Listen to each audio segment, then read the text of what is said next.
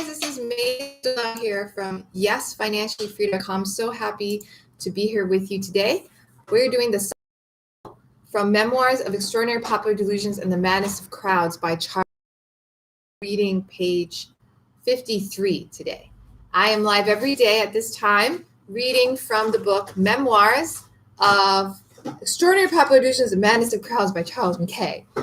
I live here in Waikiki, Hawaii with my husband, Jamil, and our 7-year-old son, Jordan. We own this 2-bedroom condo, and we also own a 1-bedroom down the street. But back in 2016, I didn't own any property, never had. I was over $40,000 of credit card debts, and I was working a job. But by 2016, I paid off all that debt, improved our family. Our family's net worth had improved by about over $500,000. We were making almost $500 a month in passive income. And I quit my job and I started coaching clients to do what I did. All right. So you can go to my blog, YesFinanciallyFree.com, to find out more about my programs. Also, I have a lot of free content there. You can get a free ebook, Working Parents Guide to Financial Freedom, sent directly to your inbox by putting in your first name, email address, and hitting the big red yes button on the right side of the blog. And that will get you on my email list too, where you'll get links and emails when I go live. And I also email great emails with unique content only to my email list. Check it out. All right, so today I'm going to my blog, YesFinanciallyFree.com, actually has the link to this book, which is a very famous book that was recommended by, it's been quoted in many books, Tony Robbins, just a lot of books that talk about this example. Random Walk Down Wall Street, they talk about this example. The South Sea Company is a famous example in history of bubbles, monetary bubbles. Okay, so we're going to continue reading on. This one is about the South Sea Company, who they trade. They do trade. They go to Latin America, different places, and do trade. However, their trade is not very profitable because Spain controls those ports, and Spain doesn't allow them to go trade very often. And they take a huge cut of any profits they have. So they're actually not that profitable. However, they've proposed to take over the national debt of England. And because of this, and because they were granted certain monopoly rights, the share price in their company has soared. Now, it didn't go as high as a lot of government officials wanted. So yesterday, we read that they fabricated stories about Spain allowing them to trade for free, which is all lies. And they did that on purpose to make the share price go higher so that people would be suckered into buying more, raise the price up higher so their shares would be worth more. So it's really sad what's happening right now in England. This is during the 1700s, okay, early 1700s. In the meantime, innumerable joint stock companies, and I'm reading page 53 right now. In the meantime, innumerable joint stock companies started up everywhere. They soon received the name of bubbles, the most appropriate that imagination could devise. The populace are often most happy in the nicknames they employ. None could be more apt than that of bubbles. Some of them lasted for a week or a fortnight and were no more heard of, while others could not even live out that short span of existence. Every evening produced new schemes, every morning new projects. The highest of the aristocracy were as eager in this hot pursuit of gain as the most plodding jobber in Cornhill. The Prince of Wales became governor of one company and is said to have cleared 40,000 L by his speculations. The Duke of Bridgewater started a scheme for the improvement of London and Westminster, and the Duke of Chandos another. There were nearly 100 different projects, each more extravagant and deceptive than the other. To use the words of the political state, they were set on foot and promoted by crafty knaves, then pursued by multitudes of covetous fools, and at last appeared to be, in effect, what their vulgar appellation denoted them to be, bubbles and mere cheats. It was computed that near 1.5 million sterling was won and lost by these unwarrantable practices, to the impoverishment of many a fool, and to the enrichment of many a rogue. Some of these schemes were plausible enough, and had they been undertaken at a time when the public mind was unexcited, might have been pursued with advantage to all concerned, but they were established merely with the view of raising the shares in the market. The projectors took the first opportunity of a rise to sell out, and next morning the scheme was at an end. Maitland, in his History of London, gravely informs us that one of the projects which received great encouragement was for the establishment of a company to make deal boards out of sawdust. This is no doubt intended as a joke, but there is an abundance of evidence to shew that dozens of schemes, hardly a whit more reasonable, lived their little day, ruining hundreds ere they fell. One of them was the wheel of perpetual motion, capital 1 million. Another was for encouraging the breed of horses in England and improving of glebe and church lands and repairing and rebuilding parsonage and vicarage houses.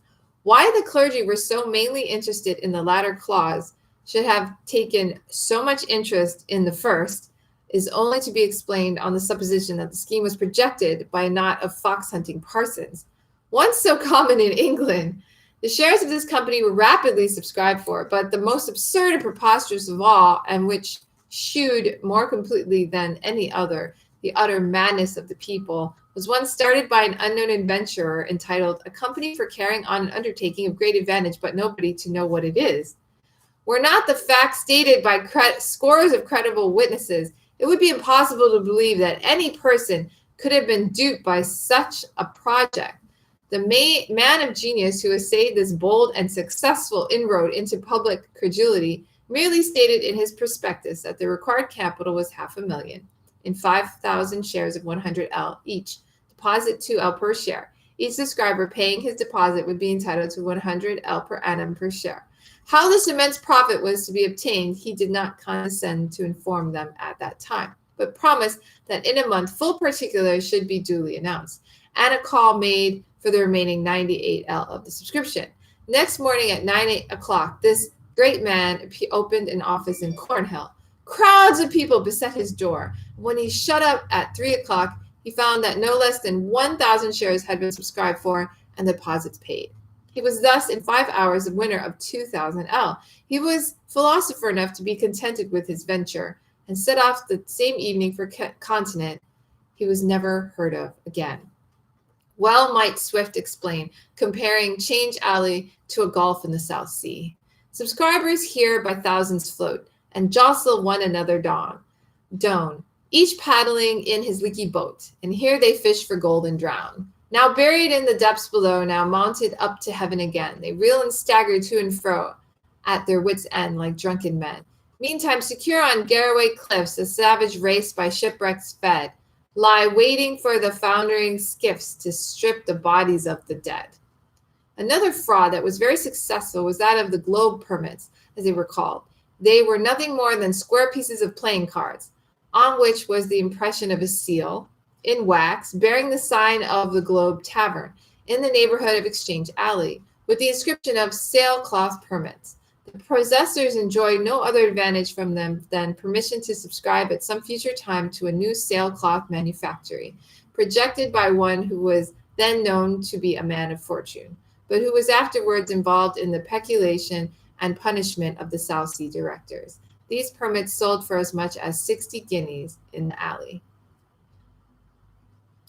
Persons of distinction of both sexes were deeply engaged in all these bubbles, those of the male sex going to taverns and coffee houses to meet their brokers, and the ladies resorting for the same purpose to the shops of milliners and haberdashers. But it did not follow that all these people believed in the feasibility of the schemes to which they subscribed it. It was enough for their purpose that their shares would, by stock-jobbing arts, be soon raised to a premium when they got rid of them with all expedition to the really credulous. So great was the confusion of the crowd in the alley that shares in the same bubble were known to have been sold at the same instant 10% higher at one end of the alley than at the other. Sensible men beheld the extraordinary infatuation of the people with sorrow and alarm. There were some both in and out of Parliament who foresaw clearly the ruin that was impending. Mr. Walpole did not cease his gloomy forebodings. His fears were shared by all the thinking few and impressed most forcibly upon the government. On the 11th of June, the day the Parliament rose, the King published a proclamation declaring that all these unlawful projects should be deemed public nuisances and persecuted accordingly, and forbidding any broker under a penalty of £500 from buying or selling any shares in them.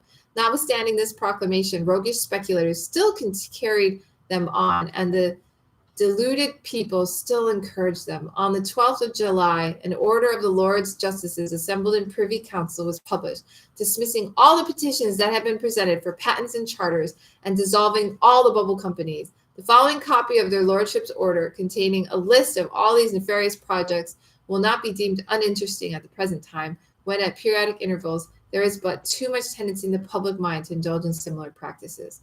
At the Council Chamber, Whitehall, the 12th of July, 1720, present, Their Excellencies, the Lords Justices in Council. Okay, and this is what they wrote. I'm not going to read this today. We'll read this next week.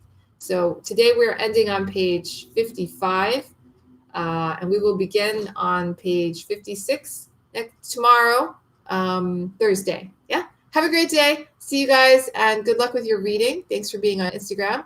If you are on YouTube, really appreciate you. Subscribe to the channel. See you again tomorrow, same time.